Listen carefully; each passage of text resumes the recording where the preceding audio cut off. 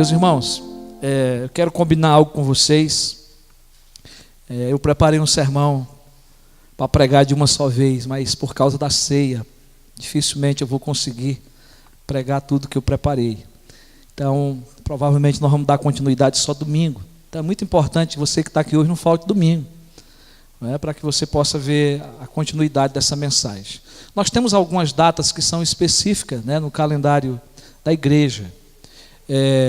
E nós comemoramos as outras, até vou estar falando, não quero adiantar o que eu vou falar aqui, mas nós temos pouco falado na igreja sobre a ascensão de Cristo e sobre o dia de Pentecoste, sobre o Pentecoste. E nós marcamos na programação, junto com a liderança, para que esse ano nós pudéssemos estar falando desses assuntos para a honra e glória do Senhor, desde lá do conselho, mas também aqui com a liderança da igreja, e cremos que vai ser edificante para as nossas vidas. Eu queria convidar você para abrir em dois textos da Bíblia, são os dois textos clássicos, que falam sobre esse fato que aconteceu. Então, Lucas 24, versículos 50 a 53, Atos 1, de 9 a 11. Então, vamos abrir primeiro em Lucas, depois em Atos. Lucas capítulo 24, 50 a 53. Então acompanhem em suas Bíblias a leitura da palavra de Deus. Então os levou para Betânia e, erguendo as mãos, os abençoou. Aconteceu que, enquanto os abençoava, ia se retirando deles, sendo elevado para o céu. Então eles, adorando, voltaram para Jerusalém, tomados de grande júbilo, e estavam sempre no templo, louvando a Deus. Vamos para Atos. Se você puder, deixe sua Bíblia aberta, porque vamos trabalhar nesses dois textos e outros textos também da Bíblia, mas são os textos principais. Atos capítulo 1, versículos de 9 a 11. Diz assim: ditas estas palavras, foi Jesus elevado às alturas à vista deles, e uma nuvem encobriu dos seus olhos. E estando ele com os olhos fitos no céu, enquanto Jesus subia, eis que dois varões vestidos de branco se puseram ao lado deles, e lhe disseram: varões galileus, por que estáis olhando para as alturas? Esse Jesus que dentre vós foi assunto ao céu, virá do modo como viste subir.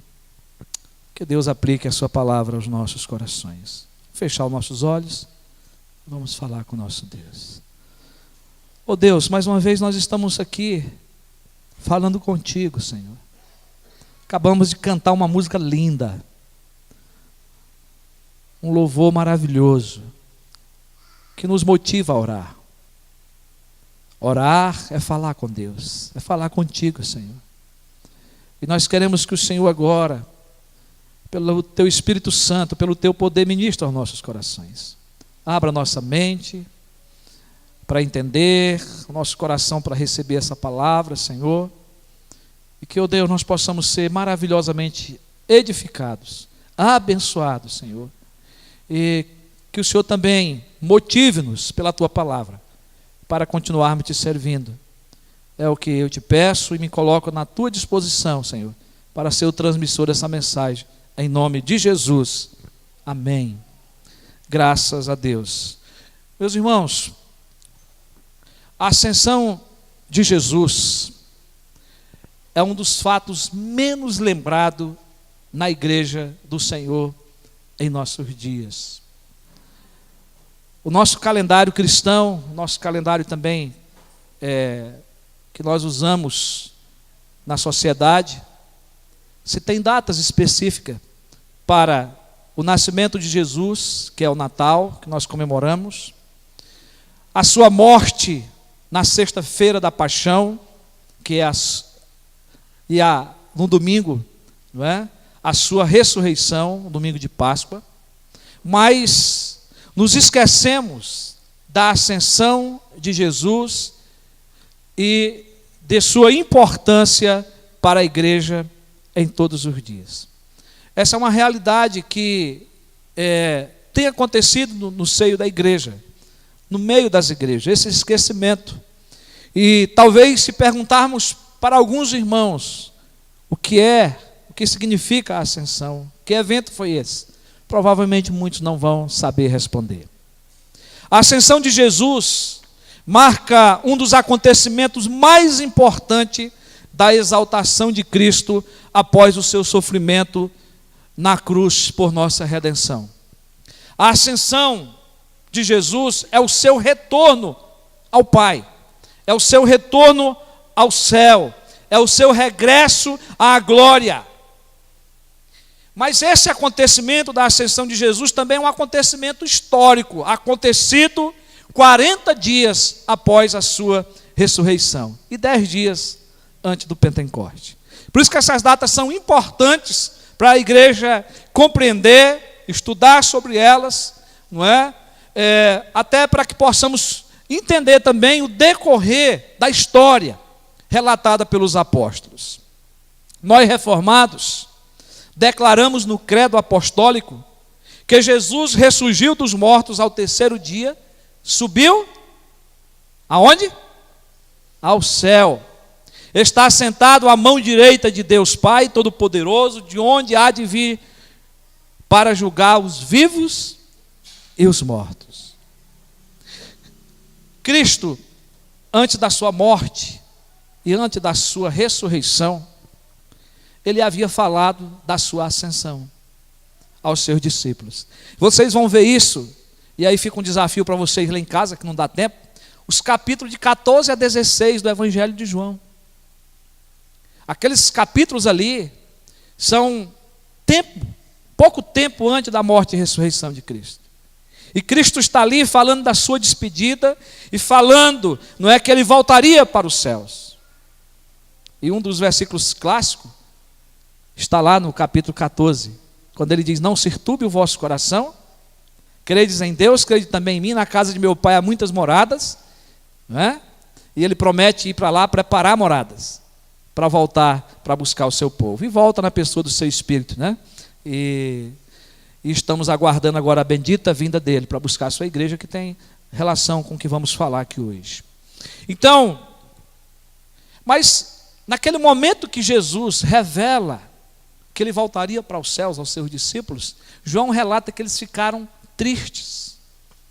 Eles não queriam perder Jesus. Jesus encarnado, Deus encarnado, que estava ali com eles, fazendo milagres e tudo mais, eles não queriam perder. Eles ficaram tristes, eles ficaram sem entender. Eles não compreenderam que Cristo, sendo assunto aos céus, era melhor que a sua presença corpórea conosco aqui na terra. Eles não entenderam de imediato isso.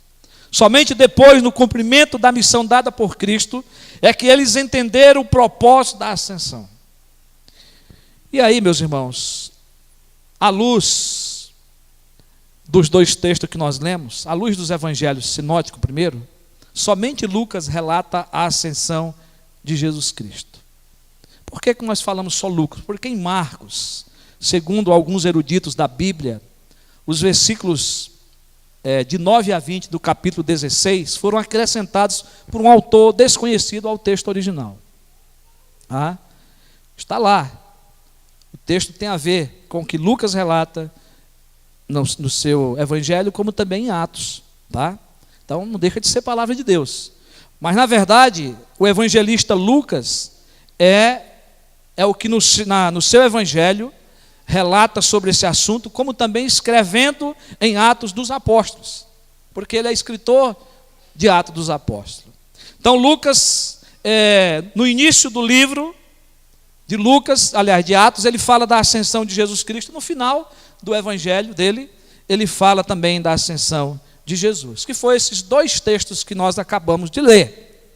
Então, diante desses textos que nós lemos, eu quero propor o nosso tema, porque nós vamos estar narrando mais esses textos, explicando no decorrer da nossa mensagem. Então, a ascensão de Jesus, um acontecimento necessário, é o tema da mensagem dessa noite. Então, para que a ascensão de Jesus foi necessária? Para que a ascensão de Jesus foi necessária? E aí, meus queridos, a primeira resposta que nós vamos ter nos textos, como também na Bíblia, no decorrer da palavra de Deus, é que foi para que ele pudesse voltar para o Pai, de onde ele veio. Jesus sempre existiu. Ele é a segunda pessoa da Trindade, é o Filho de Deus. Mas ele veio e se encarnou, ele tomou forma humana. Isso foi resolvido lá no Conselho da Trindade, que era ele que viria. E ele veio. E ele cumpriu a sua missão. Né? Mas ele tinha tempo determinado, hora certa para voltar. Para voltar para o Pai, para estar com o Pai. E aí, se você tiver com a sua Bíblia aberta, Atos 1:9, dita estas palavras, foi Jesus elevado às alturas, à vista deles. À vista de quem? De todos os discípulos que estavam ali naquele momento. Lucas 24, você vai ver também,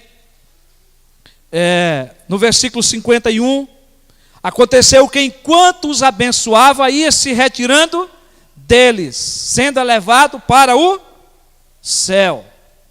Lucas diz que Jesus foi elevado às alturas, à vista dos discípulos, versículo 9. Ou seja, todos os discípulos viram Jesus subir às alturas. E depois, ele repete, aliás, em Atos, né? E depois ele repete em Lucas, ia se retirando dele, sendo elevado para o céu. Foi uma forma visível e pessoal. Jesus está sendo visto ali, ele está já com o corpo partindo para a glorificação, ou já glorificado, podemos assim afirmar, né? Nesse estado. Mas ele está sendo visto. E a sua partida está diante dos olhos dos seus discípulos. Lucas informa no final do seu evangelho que Jesus conduziu os seus discípulos para próximo de Betânia, cerca de 4 quilômetros de Jerusalém. Só que Lucas, em Atos, ele nos informa o lugar da partida. Está no versículo 12. O monte chamado Olival ficava situado aproximadamente 1 quilômetro de Jerusalém. Uma distância que se permitia percorrer no sábado, porque tinha a distância que era permitida para o judeu andar no sábado. Então essa era uma distância que era permitida. Mas não se sabe exatamente o local correto, mas a certeza da sua proximidade de Jerusalém, o local onde Jesus foi assunto aos céus. No Evangelho, Lucas diz que Jesus levantou as mãos e abençoou os discípulos, e diz que enquanto os abençoava, foi elevado para o céu. Em Atos, Lucas diz que após Jesus ter respondido às perguntas dos discípulos feitas no versículo 6, ele foi elevado às alturas à vista deles. O que é importante aqui para nós entendermos? Que o Pai, ele é o agente que levou Jesus de volta aos céus. O Pai não aparece em cena, mas Jesus está cumprindo a vontade de Deus Pai, de voltar para os céus. Esse ato pertence a Deus Pai, é o mesmo que ressuscitou ele dentre os mortos, é o mesmo que leva ele de volta aos céus. Então o Pai é o agente que levou Jesus de volta, foi elevado, é uma construção passiva do verbo no grego que deixa suposto que o Pai é o agente que leva Jesus de volta para os céus. Então isso nos leva a entendermos que o ministério terreno de Jesus, na sua função corpórea, terminou. A partir desse momento, seu ministério terreno, na sua forma corpórea, termina. E ele assumiu o seu lugar de volta. E meus irmãos, isso é muito importante para a nossa vida, para a igreja, entender que Jesus assuma de volta o seu lugar, o seu reino, porque ele é o Senhor que habita no céu e está comandando soberanamente, com o seu governo real, todas as coisas, quer no céu, quer na terra. Olha o que diz o autor de Hebreus, no capítulo 2, versículo de 7 a 9. Se você puder, abra sua Bíblia. Hebreus capítulo 2, de 7 a 9. Ele diz assim: fizeste-o por um pouco menor que os anjos, de glórias, olha aí, e de honra o coroaste, e o constituíste sobre as obras das tuas mãos. Todas as coisas sujeitaste debaixo dos seus pés. Ora, desde que lhe sujeitou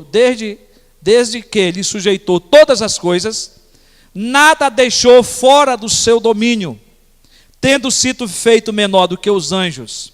Jesus, por causa do seu sofrimento da morte, presta atenção agora, foi coroado de glória e de honra, para que pela graça de Deus provasse a morte por todo homem. Então ele foi elevado ao céu, ele foi coroado de glória e de honra. Tudo isso aconteceu na sua morte, ressurreição e ascensão, a volta para os céus. Então, meus irmãos, isso nos leva a perguntar: por que Jesus teve que voltar ao Pai? Essa é a pergunta que é necessária fazer e termos resposta na palavra de Deus. Por que Jesus teve que voltar para o Pai? E a primeira resposta que é permitida termos pela palavra de Deus é que ele voltou para o Pai para que a promessa do Espírito Santo fosse cumprida. Lá nos capítulos 14 a 16 de João, Jesus prometeu que ele voltaria para o Pai para que o Espírito Santo viesse. Lá em Joel 2:28, o profeta Joel diz: e acontecerá depois que derramarei do meu Espírito sobre toda a carne. Havia a profecia no Antigo Testamento de que o Espírito Santo seria derramado. Ezequiel também falou sobre essa vinda do Espírito Santo. Jesus havia dito em João 16, versículos 6, 5 a 7, que era necessário que ele voltasse para o Pai, para que o Espírito Santo viesse. Capítulo 16, versículos de 5 a 7. Olha o que diz lá. Jesus diz assim: mas agora vou para junto daquele que me enviou. Quem enviou ele? O Pai. E nenhum de vós me pergunta: para onde vais? Jesus está conversando com os seus discípulos. Pelo contrário, porque vos tenho dito estas coisas, a tristeza encheu o vosso coração. Eu estou confirmando o que eu falei anteriormente aqui. Por causa que Jesus ia morrer, por causa que Jesus ia voltar aos céus, Jesus está falando isso para os discípulos, eles ficaram tristes. Mas eu vos digo a verdade: convém-vos que eu vá, porque se eu não for, o Consolador não virá para vós outros. Se porém eu for, eu vou-lo enviarei. Então, a ascensão de Jesus era necessária, ele tinha que voltar para o Pai, ele tinha que voltar para o seu reino, para que o Espírito Santo viesse. O apóstolo Pedro testificou essa verdade, irmãos. Como que é maravilhoso a gente poder estudar a Bíblia, a gente compreender os acontecimentos. E aí eu quero que você abra a sua Bíblia. Atos, capítulo 2, 32, 33. Coisa boa é a gente ter a Bíblia na mão para abrir, né? E ler a palavra de Deus. Atos 2, 32 a 33 diz assim: Pedro, é aquele sermão de Pedro, que ele está pregando ali após as pessoas se converterem. E ele diz: a este Jesus Deus ressuscitou, do que todos nós somos testemunhas, exaltado, pois à destra de Deus. Pedro está confirmando o que Lucas já tinha relatado e escrito. Pedro está dizendo que Jesus foi exaltado à destra do Pai, que ele voltou para os céus, tendo recebido do Pai a promessa do Espírito Santo, derramou isto que verdes e ouvis. Então Pedro está dizendo, está sendo confirmado agora. Tudo o que vocês viram acontecer é porque Jesus está cumprindo a sua promessa, que ele voltou para o Pai e que o Espírito Santo haveria de ser derramado, como vocês acabaram de ver. Então, meus irmãos, Jesus voltou aos céus para que a promessa do Espírito Santo fosse cumprida. Mas em segundo lugar, para que diante de Deus, por nós, ele pudesse oferecer o seu sacrifício consumado. Vou repetir. Para comparecer diante de Deus por nós e oferecer o seu sacrifício consumado. E eu quero que você abra sua Bíblia, rapidinho, em Hebreus, capítulo 1, versículo 2 e 3. Hebreus, capítulo 1, o versículo 2 e o versículo 3. O escritor aos Hebreus nos revela essas verdades. Ele diz: nestes últimos dias nos falou pelo Filho. Quem é o Filho? Jesus, a quem constituiu o herdeiro de todas as coisas, pelo qual também fez o universo. Ele que é o resplendor da glória e a expressão exata do seu ser, sustentando todas as coisas pela palavra do seu poder. Preste atenção agora. Depois de ter feito o quê? A purificação dos pecados, com a sua morte, com o seu sangue derramado lá na cruz, e assentou-se à direita da majestade nas alturas, nos céus. Hebreus 9:12 completa: não por meio de sangue de bodes e de bezerros, mas pelo seu próprio sangue entrou nos santos dos santos, uma vez por todas, tendo obtido eterna redenção. Aleluia. Então, meus irmãos, era necessário que Jesus voltasse para o Pai, para oferecer o seu sacrifício consumado na cruz por nós, agora até a volta dele. Aqui temos o resumo de que Jesus foi assunto aos céus após ter terminado na terra tudo o que era necessário para a purificação dos nossos pecados. E assentou-se à direita de Deus Pai, de onde agora intercede por nós, por mim e por você. Aqui trata do seu sacrifício de sacerdote. Mas não quer dizer que o seu ofício sacerdotal teve fim completo. Somente teve o seu sacrifício ativo, mas ele agora está assentado à destra do Pai, cumprindo em outra esfera o seu sacerdócio universal. Hebreus 4:14 diz: tendo, pois, a Jesus, o Filho de Deus, como grande sumo sacerdote que penetrou os céus. Está falando da ascensão de Cristo. Que ele penetrou os céus, o grande sumo sacerdote. Agora conservemos firme a nossa confissão. A confissão de que ele é o nosso Senhor, que ele é o nosso Salvador, que ele é o nosso perdoador, que ele é o nosso mediador.